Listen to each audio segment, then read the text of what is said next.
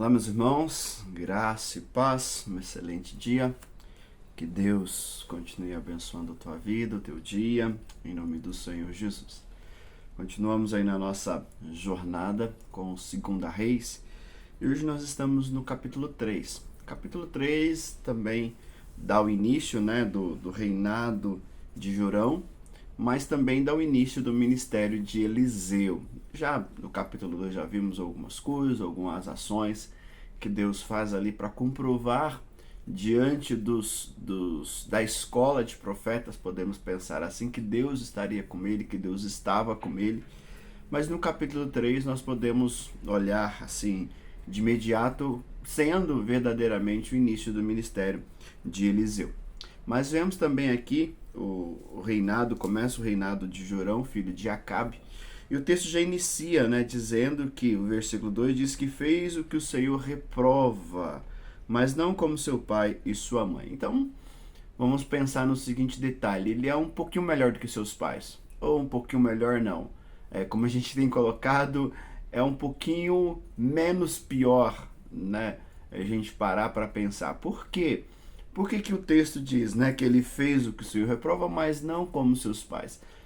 É porque ele não se volta para o Senhor, ele não se volta para Deus. Ele tenta apaziguar algumas coisas, ele tenta ali fazer algumas outras situações para tentar agradar a Deus. Na realidade, o que ele queria era ficar bem com todos os deuses, com os deuses da sua mãe, Jezabel, com dos seus antepassados, da parte de mãe, e também com tudo aquilo a qual seu pai e sua mãe havia criado. Então, ele falou, olha, vamos fazer meio a meio?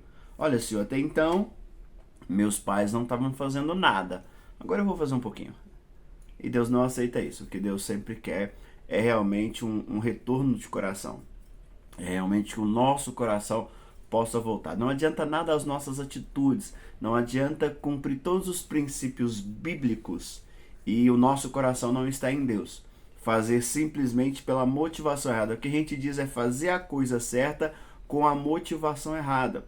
E Deus está muito mais voltado com a nossa motivação.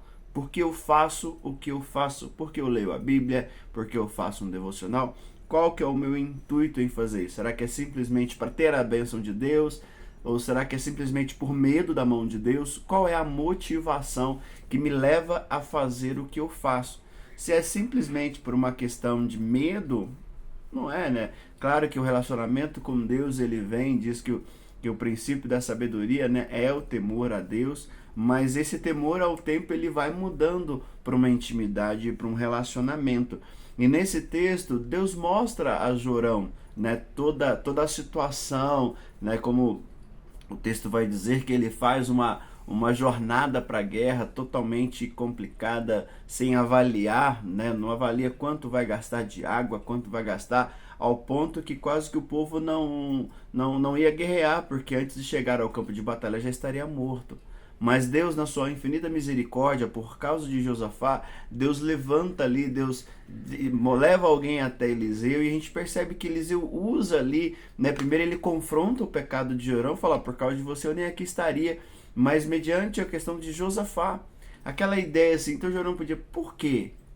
Por que Eliseu não faz por mim, mas faz por Josafá? O que eu faço que desagrada e o que Josafá faz?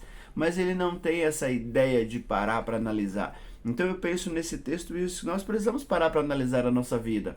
O quanto temos voltado para o Senhor. Sabemos que Deus quer que nós voltemos para Ele a cada instante, a cada minuto, todos os dias, mas que voltemos de coração. De todo o coração precisamos voltar ao Senhor, amar o Senhor de todo o coração, de toda a sua mente, de todo o nosso entendimento.